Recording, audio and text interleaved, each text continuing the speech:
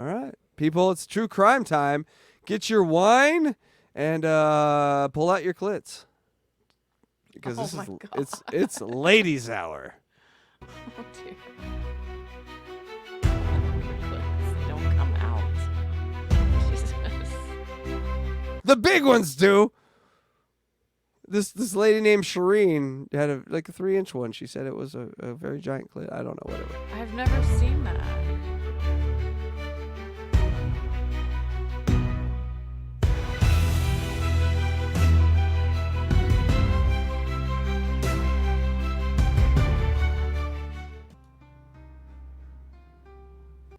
All right. We got a very sexy looking couple here. Are you going to set this up for us, or what's going on here?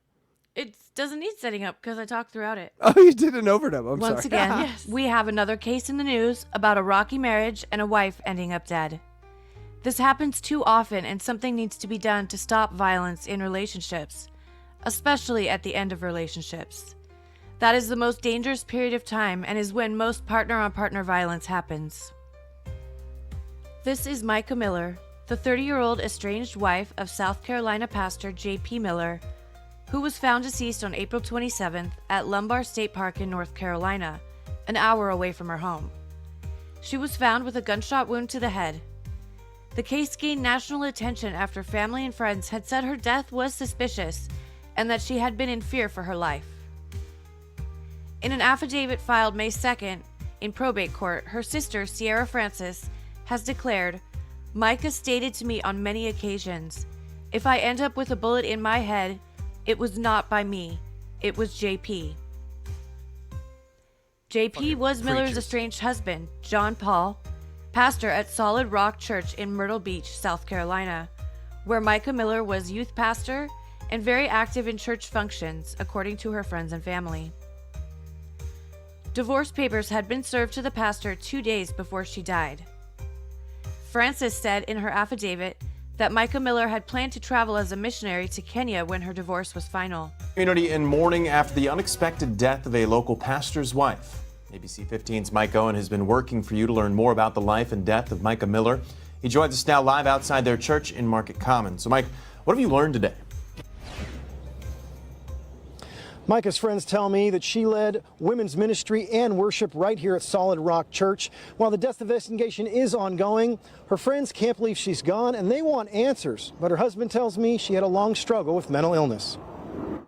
Mica Miller died last week in the Orem community. The investigation into her death started at Lumber River State Park on Saturday. The Robeson County Sheriff's Office says they're actively investigating how the 30-year-old died. Her friends remembering how she lived her life. She had a heart for missions. When she went to Africa this time, she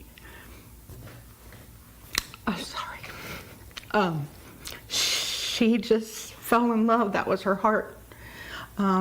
She'd do anything for anybody. She's survived by her husband, the pastor at Solid Rock Church in Myrtle Beach. He says Mica dreamed of opening up a school in Africa and was always giving to others. She was probably the greatest wife anyone could ask for. She was incredibly affirming. We spent every night together for hours. Guilty. Just talking and talking and talking. Miller says her death was a suicide, but a cause of death has not been released. But many of her friends are struggling to come to terms with that. This has to be at least looked into deeply. There's got to be some accountability here because it's a tragic life was lost, and it's not just as simple as somebody had some mental issues. But Miller says Mica battled mental health issues for years, even speaking openly about it to the congregation. She had struggled with suicide before, and each time, helped her through it, took her to her doctor, and we got through it, and everything was fine. And she even gave a few testimonies here at church. We have on video of times where she had battled suicide, but God took care of her and got her through it. For families dealing with mental health issues, the pastor at Solid Rock Church has a message. The second you see any type of sign, get them to a doctor. The second you see it, don't wait. A memorial for Mica will be held this Sunday. All right, who's with me? Guilty motherfucker. He killed his wife. Sunday at 3 p.m. at Solid Rock Church. Yeah. A group of her friends will also be meeting there at 9 a.m. to hold a Justice for Mica rally to bring awareness to her struggles. Connor, back to you. All right, Mike, thank you. Suspicion in Mica's death automatically went to her husband, Pastor J.P. Miller. Here's some footage of Pastor Miller with his congregation and the announcement that he gave just days after she was found dead. Last year, my wife, they went to Africa, had a wonderful trip, amazing trip, and she came back with the idea to start a school in Africa. And 6 weeks ago, she goes in the hospital, gets out, and just leaves, just completely leaves me, leaves everything, drains the bank account, and goes. Guess what? While you're talking bad about me out there, I'm building a school in Africa for over 100 kids. God is so good to do that every single time. One day I'm going to preach about getting rich, strong, healthy, and finding a hot wife that loves Jesus. And your relative says, God, this is amazing. Why would you do this for me? And God says, I love you, but I didn't do this for you. You see, 300 years ago, your great-great-great-great-great-great-great-great-great-great-great-great-great-grandparents were listening to this tall, charming, humble, and he told them that if they'll give their life to Christ, that God won't just take care of them, he'll take care of the ones that come after them. And so I love you, but I didn't heal you for your sake. I did it because I promise I made to them 300 years ago. I'm going to have you stand up, and I'm going to make an announcement. After the announcement, I'm going to ask that you leave church quietly and don't talk about the announcement here in the building, please, if you can, so y'all can stand here. Before I make the announcement, I also want to say that my request to you is that you will continue to come to church and serve and give for the next little bit. I don't want to. Definitely wants them to keep giving. Taking a little bit of a break. I don't want to have to worry about the church. I got a call late last night. My wife has passed away. Yeah, it was self-induced, and it was up in North Carolina. And we're gonna have a funeral for her next Sunday. Can you imagine the balls it takes to tell a congregation of people that your wife's dead and you murdered her, but you don't tell them that part? Oh my God, the narcissism here is crazy. Here at 3 p.m. And so it's all I can. Yeah, I'm just kind of going on adrenaline right now. So y'all pray for me and my kids and everybody. And she wasn't. Y'all knew that she wasn't well mentally, and that she needed. You all know she wasn't. So I groomed you all to think she was crazy, and then I killed her, and now you all think she's crazy. God damn, this guy is a fucking menace. Medicine that was hard to get to her. He's the P. Diddy of white North Carolina churches. And so I'm sure there'll be more details to come. Just keep our family in your prayers. And I'm going to let Pastor Randall, Bishop, he can pray. I'll get a microphone and pray out. If you have anything you want to share as well, I appreciate it. Francis and many others had pressed for answers and more details about the woman's death. There were even protests and a hashtag, Justice for Mica Miller. In recent Facebook posts, Mica had spoken about domestic abuse and shared advice about dealing with it.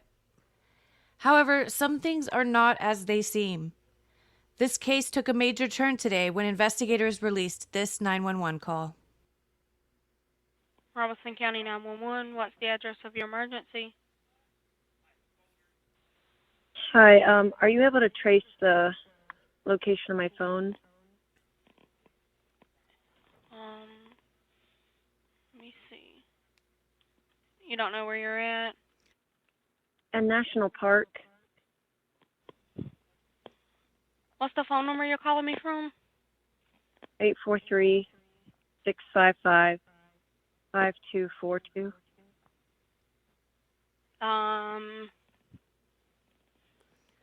Where's the park located at? In Fair Bluff. Let's see. I have my location on, I think, on my phone.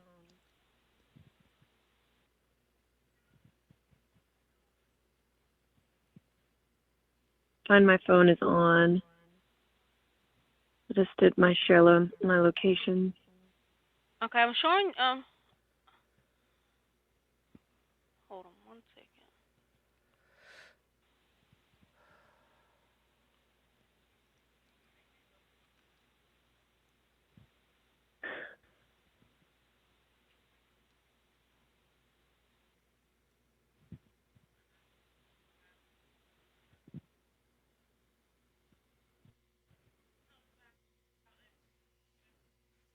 don't think you are in Robeson County. That's a gun.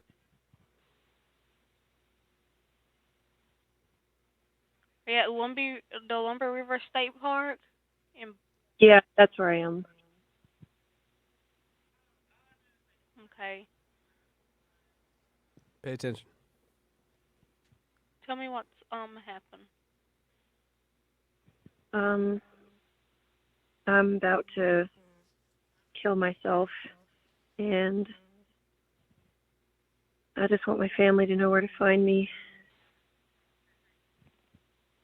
Okay, ma'am. Just listen to what I'm saying, okay? Let me make sure I got the exact location where you're at, okay? Just 1 minute. An initial review by the Robeson County Medical Examiner said Mica had apparently died from a self-inflicted gunshot wound. Surveillance video also showed Miller buying a 9mm Sig Sauer handgun and ammunition at a pawn shop earlier in the day. She later searched Google for the nearest national park, according to her phone data. Miller also called 911 the afternoon of April 27th and told the dispatcher, "I'm about to kill myself and I just want my family to know where to find me." That finding was made official today when Robeson County Sheriff's investigators met with the Miller's family and released a detailed timeline of what happened on the last day of her life. Investigators also verified the whereabouts of John Paul Miller on the day Mica died. According to interviews, John Paul was at an athletic event in Charleston, South Carolina that day, and traffic surveillance cameras captured images of his car traveling in that area. Her estranged husband has been temporarily released from his pastoral duties for a time of healing, counsel, and guidance pursuant to their governing instrument, according to a statement from his church. A News Nation correspondent said that JP had said via email that he had never hurt his wife.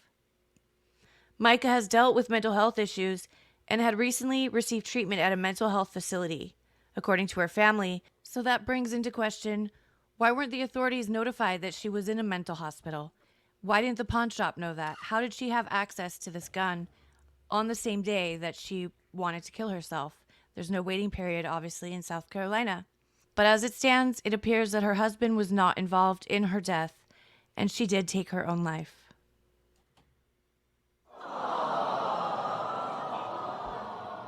It's really That sad. is a fucking shocker.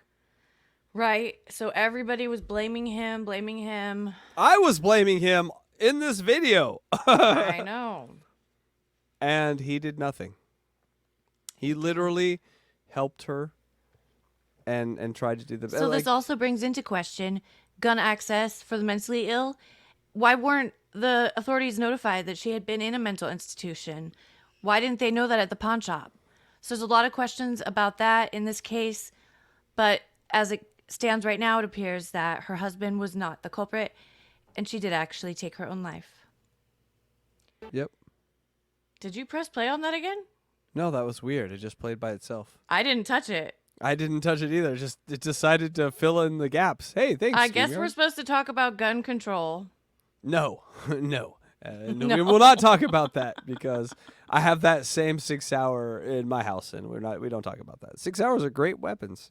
Protect your family, but I like HKs better. it's just such an interesting thing. This story, when we talked about it, we are in this position now where we will always believe that a dude fucked up here, right? Not always, no. No, but really nationally, everyone was calling for his head. Everyone was like, we're not there yet on the preacher deserves some sort of like GoFundMe, but it is a little fucked up that he had to deal with a woman with this sort of situation, and then entire 300 million people think he killed her. Like, we have to figure out. His interviews were not very good, though. He did seem like he was acting. Yeah, he's a weirdo, 100%, but he didn't kill her. No. And He he didn't. probably wishes she were alive. She's a pretty hot chick. He has kids with her, She's probably a pain in the ass with all the suicidal ideation, but